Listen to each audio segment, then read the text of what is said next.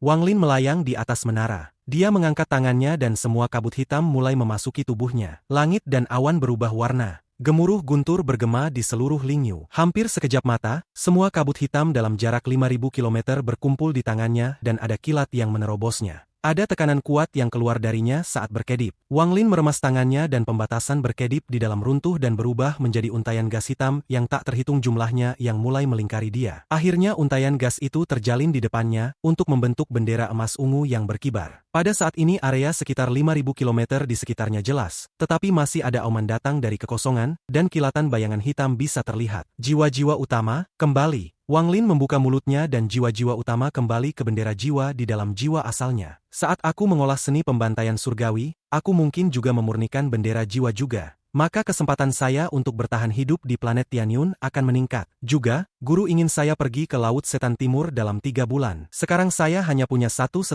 bulan lagi. Apa saya harus pergi atau tidak? Perasaan ilahi Wang Lin menyebar di Lingyu menghilang. Di Gunung Lima Roh, kultivator nomor 1 di Lingyu, orang tua yang setengah langkah ke tahap ascenden adalah orang tua Tiantai dari Gunung Lima Roh. Dia saat ini duduk di puncak Gunung Lima Roh berkultivasi. Tiantai membuka matanya. Dia melihat kehampaan dan perlahan berkata, "Pria tua Tiantai menyambut tuan utusan." Sinar ungu muncul di kehampaan saat Wang Lin muncul. Dia menggenggam tangannya pada orang tua Tiantai dan berkata, "Maaf mengganggumu." Tiantai menggelengkan kepalanya. "Akulah yang kasar. Jika saya tidak melanggar aturan dan memasuki wilayah itu terakhir kali dan mengejutkan binatang yang keras kepala itu, saya percaya tuan utusan akan lebih mudah menjinakkannya." "Tidak masalah." Tatapan Wang Lin tenang saat dia melihat Tiantai. Orang ini telah mencapai bagian pencarian Dao dari jalan menuju tahap ascenden. Ini adalah tahap yang sangat penting bagi kultivator transformasi jiwa tahap akhir. Itu masalah hidup dan mati. Pria tua itu sedikit memejamkan matanya dan berkata, "Karena tuan utusan tidak mempermasalahkan tentang aku memasuki wilayah itu,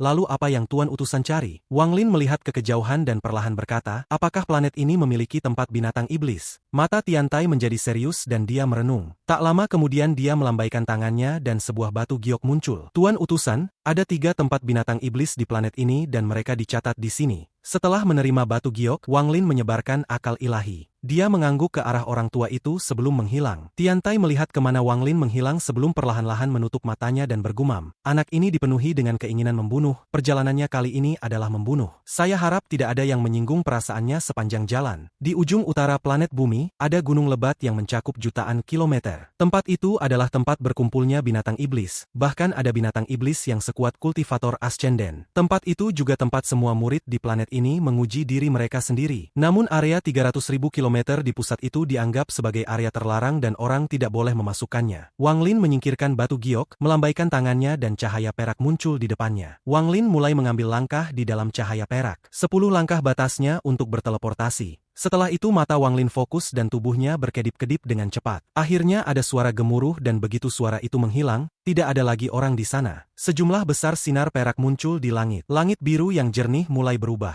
Setelah beberapa saat ada kilatan cahaya perak. Sosok Wang Lin melangkah keluar dari cahaya perak. Wajahnya pucat dan napasnya agak berat. Hanya setelah dia minum pil dia merasa lebih baik. Setelah dia muncul cahaya perak perlahan menghilang dan perubahan di langit perlahan kembali normal. Wang Lin tidak berhenti. Dia berubah menjadi sinar cahaya dan menyerbu ke arah pegunungan. Tanah di hadapannya bukan lagi tanah kuning, sekarang memiliki lapisan biru. Ada tablet batu raksasa di tanah dengan mantra yang kuat. Bumi Tanah Iblis Utara. Keempat kata ini mengeluarkan aura kuat. Saat Wang Lin berdiri di bawah tablet raksasa, dia melihatnya untuk waktu yang lama. Ada lapisan tipis di belakang tablet. Jika seseorang melihat dengan seksama, mereka akan melihat apa yang ada di sana. Ada hamparan pegunungan tak berujung di belakang tablet. Tidak ada jalan, tanah ditutupi dedaunan dan udara dipenuhi bau busuk. Selain ini, daerah itu sangat sunyi dan tanpa tanda kehidupan. Meskipun itu siang hari, ada aura yang sangat dingin keluar dari tanah dan menyebar di seluruh area. Wang Lin dengan mengamati sebentar. Setelah merenung, dia melangkah ke pegunungan. Seni pembantaian surgawi harus dialami selama pembantaian. Hari ini aku akan menggunakan tempat ini untuk memulai kultivasi seni pembantaian surgawi. Tepat pada saat ini beberapa sinar energi pedang muncul di cakrawala. Energi ini dari warna cerah dan memancarkan energi yang kuat. Jelas bahwa tidak ada orang-orang ini yang memiliki kultivasi yang lemah. Saudara senior, kita di sini.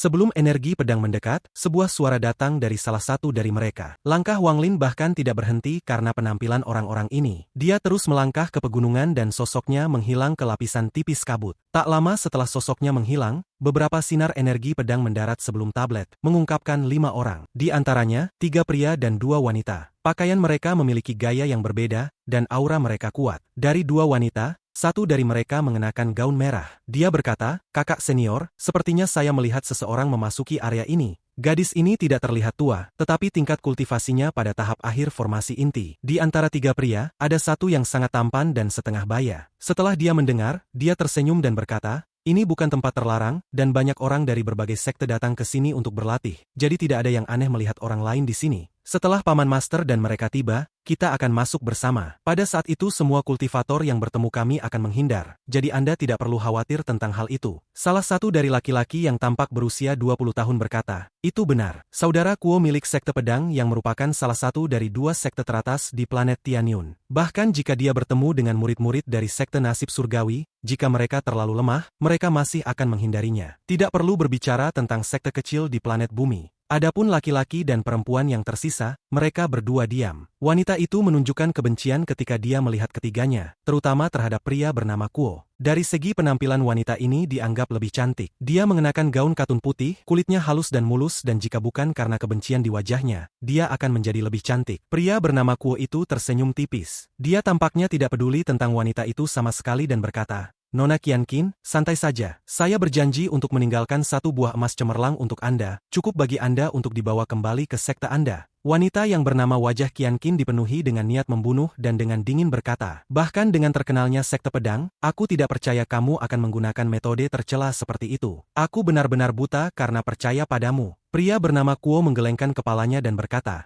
"Jika seseorang memiliki keberuntungan, siapapun dapat memperoleh harta surgawi ini. Buah emas cemerlang sangat bermanfaat bagi pamanku. Karena Anda meminta bantuan kepada saya, maka saya harus melaporkannya ke sekte saya." Sosok Wang Lin bergerak di dalam pegunungan ini seperti kilat dan matanya menjadi dingin. Sekte pedang? Menarik. Ini akan menjadi kesempatan yang baik untuk mencoba menemukan beberapa informasi tentang lokasi senior Zoe. Tapi apa itu buah emas cemerlang? 3 jam kemudian, 3 sinar datang. Itu diikuti oleh serangkaian ledakan sonik. Ketiga sinar ini turun dari langit dengan tekanan pasukan 10.000 orang. Itu mendarat di sebelah 7 orang yang menunggu di bawah. Pendaratan mereka menciptakan hembusan angin. Wajah mereka semua sangat pucat dan penuh ketakutan. Setelah hembusan angin berlalu, 3 sosok terungkap. Mereka bertiga adalah pria tua berambut putih dan energi pedang yang kuat bisa dirasakan dari bawah masing-masing jubah hitam mereka. Masing-masing dari mereka memiliki pedang harta yang mengeluarkan gelombang tekanan pedang. Di antara ketiganya, hanya 1 orang yang berada pada tahap akhir formasi jiwa, 2 lainnya berada pada tahap awal transformasi jiwa. Begitu pria bernama Kuo melihat mereka bertiga, hatinya bergetar. Dia membungkuk dan berkata, "Murid generasi ke-6, Kuo Xingyi, menyapa paman guru." Orang yang dia tuju adalah satu-satunya kultivator formasi jiwa di antara ketiganya. Ekspresi Kuo Xingyi sangat hormat. Pria tua formasi jiwa tersenyum, mengangguk dan berkata, "Kuo Xingyi, datang dan sapa kedua tetua pavilion pedang." Dia bergerak ke samping dan menatap Kuo Xingyi. Kuo Xingyi berlutut dengan 1 kaki dan berkata dengan lebih hormat dari sebelumnya, "Murid menyapa para penatua." Salah satu dari 2 lelaki tua tahap transformasi jiwa itu pendek dan yang lainnya tinggi. Yang jangkung berkata, "Berdiri dan bicara. Apakah buah emas cemerlang ditemukan oleh Anda?" Guo Xingyi cepat bangkit, lalu dia menunjuk wanita itu, Qianqin yang masih belum mengatakan apapun dan hanya menatapnya dengan tatapan dingin. Wanita ini adalah teman baik junior. Buah emas cemerlang ditemukan oleh sekte, tetapi ada binatang iblis yang menjaganya, dan mereka tidak bisa mendapatkannya dengan kultivasi mereka. Junior kebetulan lewat dan setuju untuk pergi bersama mereka. Kedua tetua transformasi jiwa memandang masing-masing.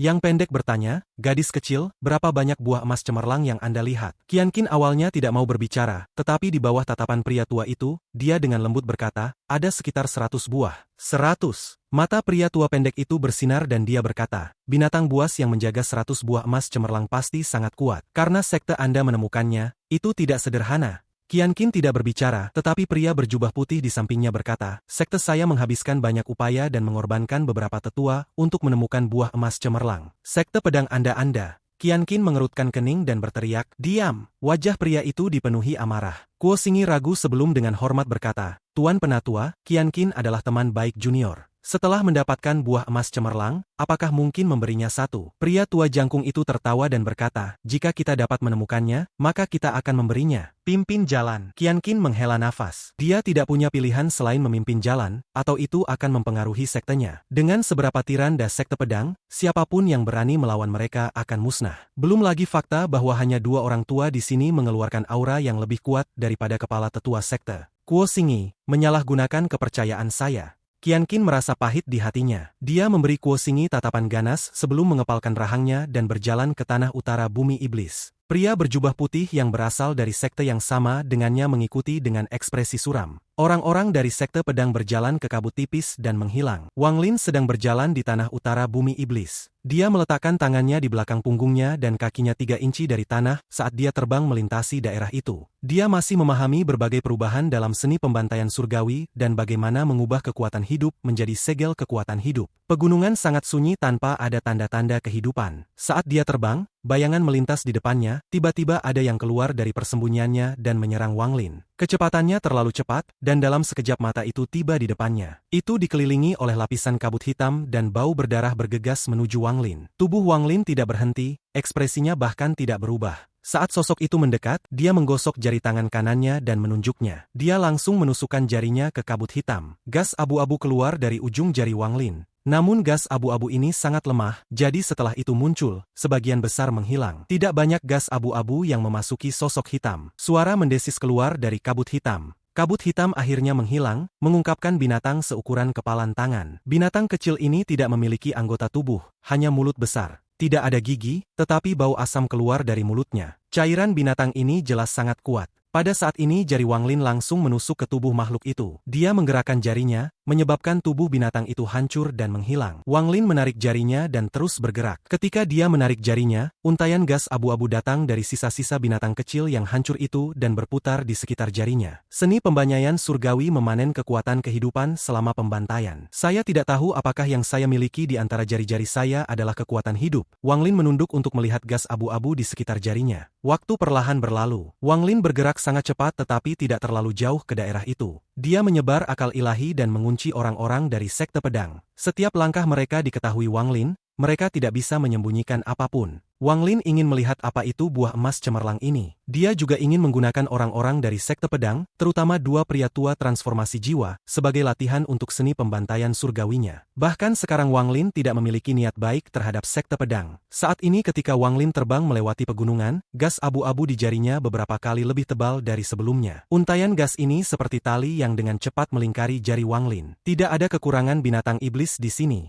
Namun tidak satupun dari mereka yang mengancam Wang Lin. Jika bukan karena keinginannya untuk melihat apa itu buah emas cemerlang, Wang Lin sudah pergi lebih dalam ke daerah itu untuk berlatih seni pembantaian surgawi dengan makhluk yang kuat. Pada hari ini Wang Lin menarik jarinya dari kepala banteng yang memiliki kekuatan kultivator formasi jiwa. Pada saat dia menarik jarinya, gas abu-abu keluar dari dahi banteng dan melingkari jarinya. Tubuh banteng bergetar dan pandangannya perlahan memudar sampai jatuh dan tak bergerak. Tepat pada saat ini, sinar petir hitam datang dari kejauhan. Seiring dengan raungan sengit, tubuh ganas nyamuk muncul di sebelah Wang Lin. Mulutnya yang besar menusuk ke kepala banteng dan dengan satu hisapan, itu menyedot semua darah, daging, esensi dan inti dari banteng. Hanya kerangka banteng yang tersisa di tanah. Setelah nyamuk selesai mengisap, cahaya putih muncul di sekitarnya. Setelah berkedip beberapa kali, cahaya putih menghilang, menyebabkan rambut menakutkan pada binatang nyamuk terlihat lebih ganas. Binatang buas itu sangat senang dan mulai terbang berputar-putar di depan Wang Lin. Sepanjang jalan setiap kali Wang Lin membunuh binatang buas tahap formasi jiwa atau di atasnya, ia akan memanggil nyamuk sehingga bisa menyerap esensi dan inti binatang untuk merangsang pertumbuhannya. Jika bukan karena fakta bahwa katak guntur tidak cocok untuk metode pertumbuhan ini,